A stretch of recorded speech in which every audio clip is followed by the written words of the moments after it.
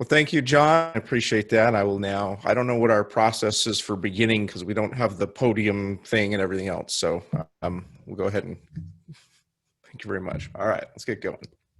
Wait, who's our timer? Hang on, I got to find our timer. Mason Williams is our timer, and he'll flash the.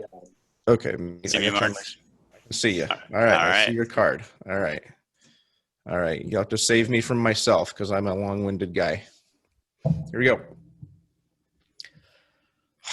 The Charge of the Light Brigade by Alfred Lord Tennyson. Half a league, half a league, hang on. Okay, wait. Forward the Light Brigade, charge for the guns, into the valley of death. Road the 600. I'm sorry, Mr. Bradshaw. I can't do this. I am so nervous. I am just not cut out to be a public speaker. I'll just take the F. Thus was my introduction to public speaking, a big, fat failure. So I was doomed to be one of the 73% of people who are terrified of public speaking, which is the #1 phobia in the world. More people are afraid of public speaking than afraid of spiders, heights, or small spaces. But this icebreaker is about how I went from failing public speaking to eventually speaking around the world to over 250,000 people. And my largest audience was 5,000 people in one room. Do you guys remember what rooms full of people used to look like back in the olden days? Now, what got me there was a secret, but I'm going to let you in on this secret because you all already know. It's Toastmasters. You see, a few years after that public speaking failure fiasco, I was doing a business meeting. And I was tricked during that business meeting into giving my first real speech in front of an audience. I had no experience. I had not planned on giving a speech that day. I was completely unprepared. I'm going to tell you that story some other day, but for now, I'm just going to tell you this. I was so nervous, I do not remember a single thing I said that day. But I do remember this. I gave the speech, and I didn't die.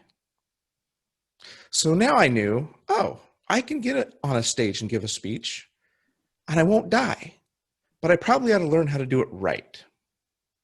So I joined the Southtown Orators Toastmasters Club in Murray, Utah.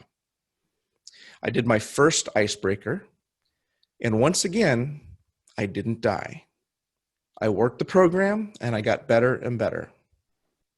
A couple years later, I moved to Kansas, and I found TGIF. I continued to work the program, and thanks to great mentors, some of whom are still here, and I'm so happy to see them, Brad Plum, Maureen Foster, Bud Nickel, Don Ruck, Richard Delaney, Jesse Chad, George Wyrock, and many others, I continued to get better and better.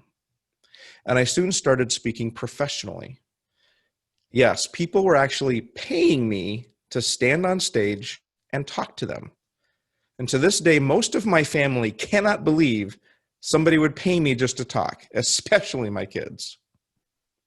Now, eventually, my speaking skills that I learned in Toastmasters took me from Hong Kong to London and from Hawaii to the Jersey Shore and everywhere in between. But then something happened. But before I tell you that, I want to take a quick poll. Wave your hands if you took a foreign language class in high school or college. Okay, almost everybody. Great.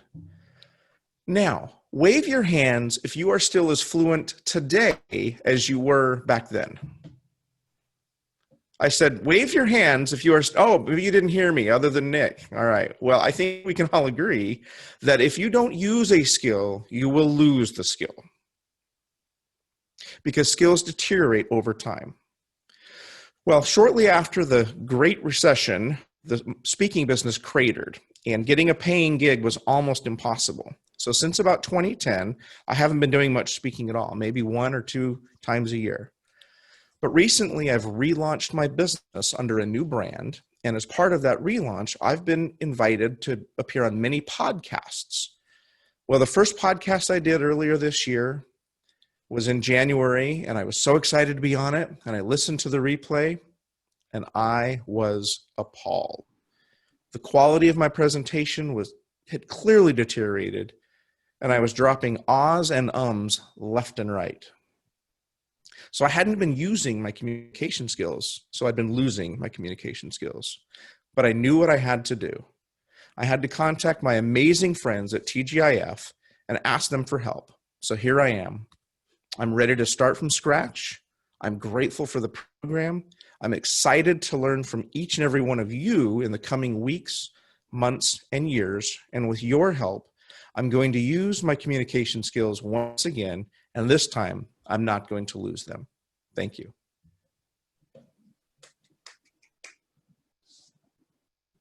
Thank you.